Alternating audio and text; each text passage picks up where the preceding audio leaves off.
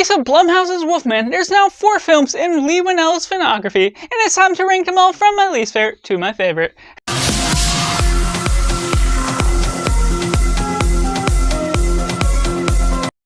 Welcome Cinema, where we focus on a film. I'm Josh, this is Simply Cinema. Let me know down in the comments below how you would rank Leigh Whannell's filmography from your least favorite to your favorite. Make sure to like this video if you enjoy it, subscribe if you haven't already to join in the film culture community where we talk about the love of cinema as a whole. And getting into last place, we have Insidious Chapter 3. Now this was one that really does have its own motives of being made, of being a prequel that has its own worth. It has some twists and turns that come about the way that does have a decent setup for its own worth, has the elements that makes it make sense as a prequel, but at the same time, for being a prequel, it doesn't necessarily feel like the franchise, with the first 2 good films of this franchise, felt like it needed something to really set things up. While it has some of the right story beats, it doesn't feel like it has all the right elements that build up the elevation, that build up the stakes, certain things that it may change the game of what you may be expecting out of this film in particular. But as a prequel, you know the outcome of all our leads, you know certain things that come about, and just the setup of some of those things, how it leads into Insidious Chapter 1, it feels like it's just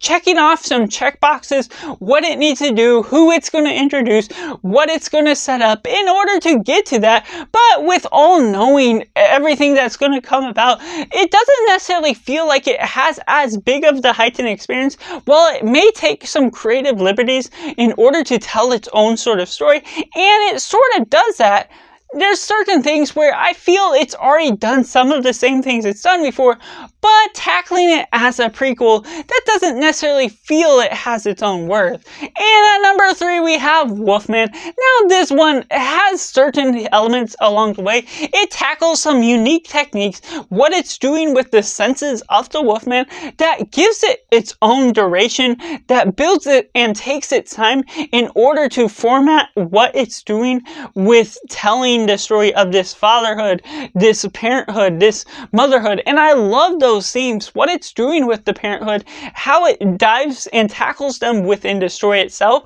But it has a duration that feels like it's taking a little bit too many times in the wrong areas, where while it does feel like it makes sense for what they're trying to portray, it's not necessarily feeling like it's diving into the right places, taking the time for telling what the audience wants to see, where the first hour is tackling things a little bit too long. It has a prologue that doesn't necessarily fully take effect into what all it means until like the last third of the film. So there's certain things that the reveals may come a little bit too late for if you're engaged with it or not. Certain elements where it weighs down on the experience, doesn't build up the heightened elements that it needs to. And so while it does have some of the great elements to its story, its narratives, its horror beats,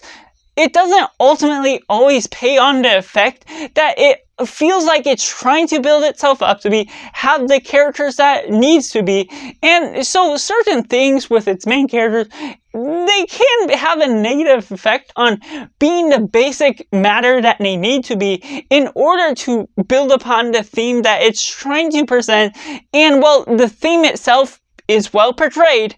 it doesn't establish and build upon the characters in well-meaningful ways with a great payoff. And at number 2, we have The Invisible Man, a great reboot of what they're taking of this horror Universal Classic Monsters and doing it in a much better way than Wolfman did, by having some elements of stakes, of mystery that goes about the way, having a great performances from the cast, the way they build upon these different questions about the way. And while you are an audience member that knows all the answers to the mysteries, the questions of her sanity, what we get out of the charismatic elements of the film as a whole, the horror effect definitely works throughout. Just not knowing where the man is all the time, except for slight allusions here and there. They're obviously building her up to be set up in this confusing way because it feels like she's doing all these wrong things. There's elements where it could have built up the tension a little bit higher if you, as the audience member, didn't know if her sanity was questionable or not, whether everything that they were doing to case on her was something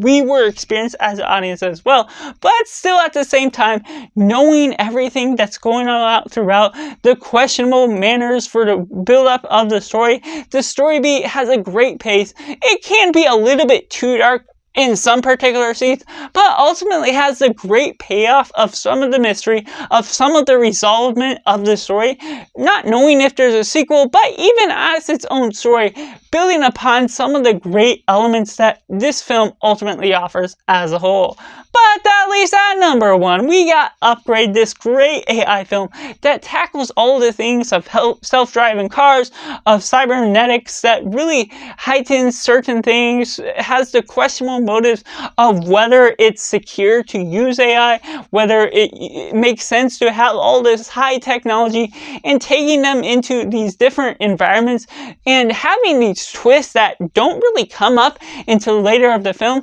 that shows a grand reveal of what all has always been taking place, makes sense of the nature of the gravitas, the different cinematic effects by the lighting, the elements that really highlights the cinematography as a whole. So that just presents all the great styles of directing that Leigh Whannell ultimately has the potential for, and has been showing within the past 2 films I mentioned, that really hones in on what is all going on with the characters, having great performances, the build-up of the story as a whole, having a great escalation, and this character that isn't always great and has to question whether the technology is great for him or not, but ultimately having to have payoff in order to take revenge on his wife, because it's a simple revenge story at the end of the story, for the way that it tackles all these different things, but still building on behind the great societal and governmental questions of